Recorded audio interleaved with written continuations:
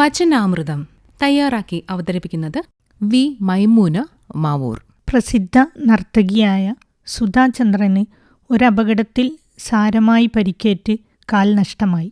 മുറിവുകൾ ഉണങ്ങി കൃത്രിമ കാൽ വെച്ച് പിടിപ്പിച്ചാൽ തന്നെയും പരസഹായത്തോടെ നടക്കാമെന്നല്ലാതെ നൃത്തച്ചുവടുകൾക്ക് സാധ്യതയില്ലെന്ന് ഡോക്ടർമാർ വിധിയെഴുതി.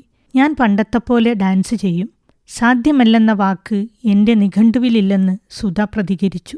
അവരുടെ ആഗ്രഹം നടക്കില്ലെന്നതിനാൽ ആ അവസ്ഥയിലേക്ക് മനസ്സിനെ പാകപ്പെടുത്താനായിരുന്നു സുഹൃത്തുക്കളുടെയും ബന്ധുക്കളുടെയും ഇടപെടലുകൾ.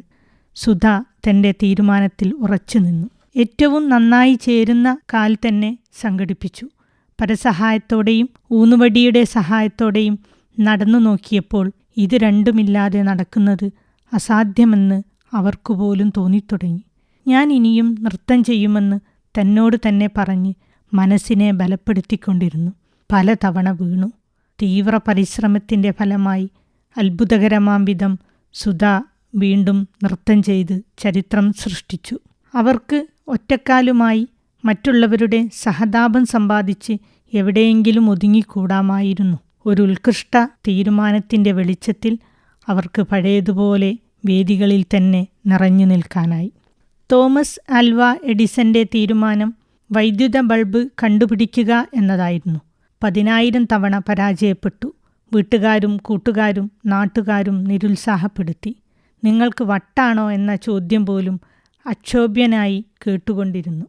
എഡിസൺ ലക്ഷ്യത്തിലേക്ക് ഏറ്റവും അടുത്തിരിക്കുന്നു എന്ന തിരിച്ചറിവോടെ നിശ്ചയദാർഢ്യത്തെ ബലപ്പെടുത്തിയപ്പോഴാണ് ബൾബ് യാഥാർത്ഥ്യമായത്. രാഷ്ട്രപിതാവായ ഗാന്ധിജിയുടെ പതറാത്ത തീരുമാനവും അചഞ്ചലമായ മനഃശക്തിയുമാണ് സ്വാതന്ത്ര്യത്തിൻ്റെ പതാകയേന്താൻ വഴിയൊരുക്കിയത്.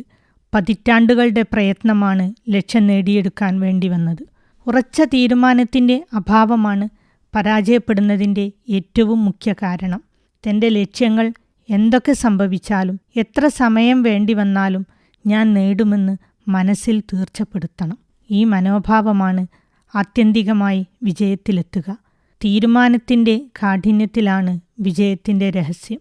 പരാജയങ്ങളിൽ നിന്ന് പാഠം ഉൾക്കൊണ്ടുകൊണ്ട് തിരുത്തി ലക്ഷ്യപ്രാപ്തിയിലേക്ക് തന്നെ പോകണം. എന്നാൽ കൂടുതൽ പേരും 1-2 തവണ പരീക്ഷിക്കും, കൂടിയാൽ 3. അതും കൂടി കഴിഞ്ഞാൽ മനസ്സ് തളർന്ന് പരിശ്രമം നിർത്തിവെക്കും. കഠിനാധ്വാനത്തിൻ്റെ അഭാവത്തിൽ ഒരാൾക്കും ഉന്നതിയിലെത്താനാവില്ല. മുഴുസമയവും തൻ്റെ ലക്ഷ്യത്തെക്കുറിച്ച് മാത്രം ചിന്തിച്ച് പദ്ധതികൾ ആസൂത്രണം ചെയ്ത് മുന്നോട്ടു നീങ്ങണം.